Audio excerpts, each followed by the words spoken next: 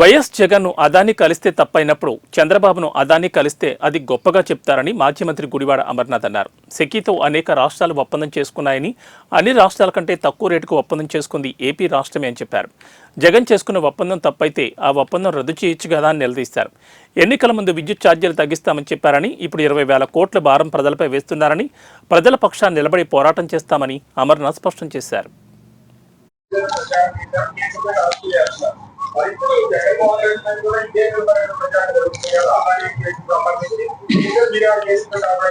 మేము పెట్టడం ఏంటండి, ఆల్రెడీ మీరందరినీ కూడా మిమ్మల్ని అందరినీ కూడా తీసుకొని వెళ్ళి దాదాపు 20-25 రోజుల క్రితం ఈ కేసు కన్నా ఏ కేసు కన్నా అన్ని అదే అంటున్నాం కదా.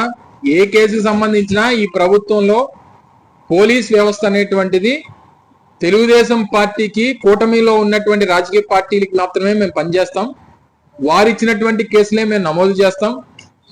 ఈ రాష్ట్రంలో ప్రతిపక్షం కానీ ప్రజలు కానీ మాట్లాడడానికి వీల్లేదు అనేటువంటి వ్యవహారంతో ఉన్నప్పుడు మేము మిమ్మల్ని